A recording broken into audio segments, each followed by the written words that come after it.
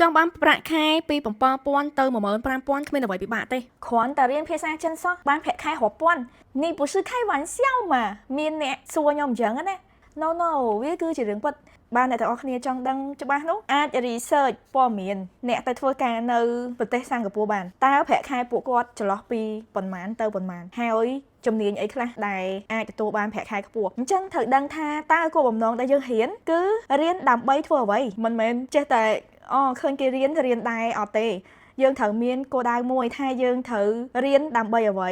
គោលដៅយើងគឺត្រូវទៅណាត្រូវស្គាល់គោលដៅរបស់ខ្លួនឯងអញ្ចឹងអ្នកទាំងអស់គ្នាអាចទៅមើលអេពីសូតដែលខ្ញុំធ្លាប់ធ្វើកន្លងមកគឺនៅអេពីសូតលេខ24ចូលទៅមើលទៅវីដេអូមួយគឺខ្ញុំបានដាក់នៅលើហ្នឹងឯអេពីសូតទីប្រហែលឃើញលោថានាងខ្ញុំចេះតែនិយាយអញ្ចឹងអ្នកទាំងអស់គ្នាអាចទៅ research បន្ថែមនៅលើ YouTube មានអ្នកដែលធ្វើ vlogger ជាច្រើនដែលគាត់បាននិយាយ content ពាក់ព័ន្ធនឹងការងារនៅក្នុងប្រទេសសិង្ហបុរីអញ្ចឹងអ្នកទាំងអស់គ្នាអាចទៅ research បន្ថែមបាននៅលើ YouTube មានអ្នកចំណាក់ស្រុកប្រហែលដែលគាត់ចូលចិត្តទៅរស់នៅក្នុងប្រទេសហ្នឹងហើយទទួលបានប្រាក់ខែខ្ពស់អញ្ចឹងអ្នកទាំងអស់គ្នាចង់ដឹងច្បាស់អាចទៅមើលនៅអេពីសូតដែលខ្ញុំបាននិយាយកាលពីវីដេអូទី24អ្នកទាំងអស់គ្នាអាចទៅមើលបានហើយអ្នកដែលគាត់ចង់ research បន្ថែមច្បាស់នោះអាចទៅ research បន្ថែមនៅលើ YouTube បានតែគេនិយាយគឺជាភាសាអាចថាភាសាអង់គ្លេសហើយនិងភាសាចិនអញ្ចឹងអ្នកទាំងអស់គ្នាអាចចូលទៅមើលហើយស្ដាប់បានដាក់ថា how much salary working in Singapore វាលោតចេញមកហើយអញ្ចឹងអ្នកទាំងអស់គ្នាអាចតាមដាននៅ vlogger របស់ពួកគាត់ដែលធ្វើ content បែបអញ្ចឹងដឹងហើយថាតើខ្ញុំនិយាយហ្នឹងវាជាការពិតឬមួយក៏ខ្លាំងខ្លាយពេលហ្នឹងអ្នកនឹងអាចដឹងច្បាស់ហើយគ្រប់យ៉ាងគ្មានអ្វីជាអាថ៌កំបាំងហើយលុះត្រាតែអ្នកមិនចង់ដឹងអ្នកដែលបានហោះទៅធ្វើការនៅប្រទេសហ្នឹងគឺពិតជាអ្នកដែលមានសំណាងខ្លាំងមែនទែនហើយតែបាទខ្ញុំនិយាយចឹងទី1គឺនៅចិត្តស្រុកខ្មែរអ្នកចង់ត្រឡប់មកស្រុកកណ្ដាលវិញអត់មានអីបាក់អីគឺមកផ្លែទេគឺហោះមកដល់ប្រទេសកម្ពុជាយើងវិញហើយមួយទៀតគឺជាប្រទេសដែលមានប្រាក់ខែខ្ពស់ជាងនៅប្រទេសកូរ៉េហើយនិងប្រទេសជប៉ុនផងដែរហើយអាចថាខ្ពស់ជាងនៅអាមេរិកផងក៏ថាបានដែរអ្នកដែលគាត់បានទៅធ្វើការនៅប្រទេសហ្នឹងឬមួយក៏បានទទួលនៅប្រាក់ខែខ្ពស់ហើយឃើញវីដេអូរបស់ខ្ញុំអាច comment លើកទឹកចិត្តអ្នកដែលគាត់មានបំណងចង់ទៅមិនថាអ្នកដែលកំពុងតែមានបំណងទេសូម្បីតែនាងខ្ញុំក៏ខ្ញុំមានបំណងចង់ទៅដែរប៉ុន្តែខ្ញុំមិនទាន់ទៅដល់ចំណុចដែលត្រូវទៅឥឡូវនេះខ្ញុំកំពុងតែចាប់ផ្ដើមអញ្ចឹងដើម្បីទទួលបានវានៅថ្ងៃខាងមុខគឺខ្ញុំត្រូវចាប់ផ្ដើមពីថ្ងៃនេះទៅអាចឈានជើងទៅដល់នៅថ្ងៃនោះបានខ្ញុំនិយាយនេះគឺចង់លើកទឹកចិត្តទៅដល់បងប្អូនដែលគាត់មានជីវភាពលំបាកគាត់ខំប្រឹងធ្វើការដើម្បីទទួលបានប្រាក់ចំណូលខ្ពស់ផ្គត់ផ្គង់គ្រួសារនិងដើម្បីអនាគតរបស់ខ្លួនគាត់ដែលគាត់ខំប្រឹងហោះពីស្រុកខ្មែរនេះទៅធ្វើការនៅស្រុកគេចំណាក់ស្រុកនៅស្រុកគេទាំងដែលគាត់មិនចេះភាសាចង់គេស្ដីឲ្យចង់គេថាឲ្យយ៉ាងម៉េចក៏បានខំប្រឹងដោយសារតែគិតថាយើងមកនេះគឺធ្វើការដើម្បីទទួលបានប្រាក់ខែដើម្បីយកទៅផ្គត់ផ្គង់គ្រួសារជីវភាពនៅស្រុកខ្មែរអីចឹងទៅស៊ូទ្រាំលំបាកទាំងគេស្ដីឲ្យអីចឹងណាឥឡូវគឺអត់ទេដើម្បីរើបំរាស់ខ្លួនឯងពីការជិះជាន់គឺយើងត្រូវពង្រឹងសមត្ថភាពខ្លួនឯងឲ្យឡើងថែមមួយកម្រិតទៀតហ្នឹងហើយតើអាចរៀនមួយថ្ងៃ1ម៉ោងទៅណាខាងសាលាគឺយើងមានវគ្គអនឡាញជាច្រើនតាំងពីម៉ោង8ព្រឹករហូតដល់ម៉ោង10យប់អ្នកនរគ្នាអាចតាក់ទងមកនឹងខ្ញុំបានតាមរយៈ Telegram ដែលមាននៅលើអេក្រង់នេះលើគេនិយាយ100ដងមិនស្មើនឹងយើងបានឃើញផ្ទាល់ភ្នែកម្ដងទេទៅ research ខ្លួនឯងបន្ថែមទៅអូខេអញ្ចឹងកុំឲ្យខាត់ពេលយូរយើងតនៅសាច់រឿងរបស់យើងបន្តទៀត Okay, let's go. 哎呀，很快好了，坚持。很快好了，坚持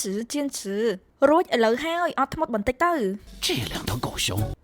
两头狗熊ខ្លាឃ្មុំទាំងពីរនេះ平时整得我够惨的ជាធម្មតាពួកគេធ្វើឲ្យជីវិតខ្ញុំវេទនា这一次我陪你们玩我陪你们玩លើកនេះយើងកំដរពួកឯងលេង让你们尝尝风力发电机的厉害让你们尝尝风力发电机的厉害ឲ្យពួកឯងសាកពីម៉ាស៊ីនកាត់ឈើដែលមានថាមពលខ្យល់ថាវាខ្លាំងប៉ុណ្ណា这杆子晃的是杆子晃的បងកកំពុងរង្គើចោលឡា别追按门啊អូទេឈប់ដាញ់ពួកយើងទៅ别追啦ឈប់ដាញ់ទៅ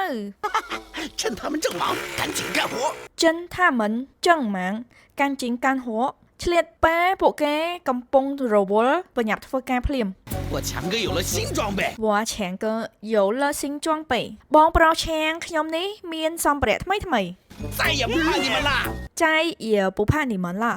មិនខ្លាចពួកឯងទៀតទេ 认输吧！ រិនស៊ូបាទៅទួលស្គាល់ការបរាជ័យទៅ 糟糕，风车坏了， ចៅកោហ្វុងឈើហួយឡាអូទេម៉ាស៊ីនខ្យល់ខូចហើយ 36级走为上计。 36ជីចូលវ័យសាំងជីក្នុងចំណោមយុទ្ធសាស្ត្រទាំង36វិធីល្អគឺរត់គេចខ្លួន 兄弟，这是个啥东西呀、 ជុងតា这是啥东西បងប្រុសតើនេះជារបស់អ្វីទៅ 俺觉得光头强锯子那么厉害，俺觉得光头强记者那么厉害បងគិតថាកំបិតរបស់អ្នកកាប់ឈើពិតជាមានថាមពលខ្លាំងមែន អត្ថប្រយោជន៍នៃការសិក្សាភាសាចិននៅសាលាឈីងសៀង International School 1. ឱកាសទទួលបានការងារធ្វើកំឡុងពេលសិក្សានិងសម្រាប់អ្នកចង់រៀនត្រៀមទៅបន្តការសិក្សានៅប្រទេសចិន ចំណុចទី2គ្រូមានបទពិសោធន៍បង្រៀនជាច្រើនឆ្នាំចំណុចទី3ចុះឈ្មោះចូលរៀនសិស្សទទួលបានម៉ោងសិក្សាហ្វ្រីបន្ថែមភ្លាមចំណុចទី4ម៉ោងសិក្សាអាចបត់បែនបានចំណុចទី5រាល់ពេលសិស្សសុំច្បាប់ឬរបបតខ្លួនខាងសាលាគឺមិនមានការកាត់ម៉ោងរបស់សិស្សទេដើម្បីទទួលបានព័ត៌មានលម្អិតសូមធ្វើការស្កែននៅទីនេះ បើចង់បានរៀនស្អាតត្រូវទៅណា ទៅកន្លែងហាត់ប្រាណ ចុះបើចង់ចេះភាសាចិនត្រូវទៅណា មករៀននៅសាលាឈីងសៀង International School មក ចុះបើអត់មានពេលមករៀននៅសាលា អាចចុះឈ្មោះរៀនតាមអនឡាញបានតា សាលាគឺចាប់ផ្ដើមបើកពីថ្ងៃច័ន្ទរហូតដល់ថ្ងៃអាទិត្យលោកអ្នកមានពេលច្រើនអាចរៀនថ្ងៃច័ន្ទសុក្របានហើយអ្នកដែលមិនសូវមានពេលគឺអាចរៀនសៅរ៍អាទិត្យបានសម្រាប់ការរៀនគឺយើងរៀនជាមួយនឹងគ្រូជនជាតិដើមមានចាប់ពីកម្រិត ASK 1រហូតដល់ ASK 6ហើយម៉ោងរៀនគឺអាចជ្រើសរើសបានពីម៉ោង8ព្រឹករហូតដល់ម៉ោង10យប់លោកអ្នកអាចចុះឈ្មោះរៀនតាមអនឡាញបានដោយគ្រាន់តែធ្វើការ scan QR Telegram ដែលមាននៅលើអេក្រង់នេះ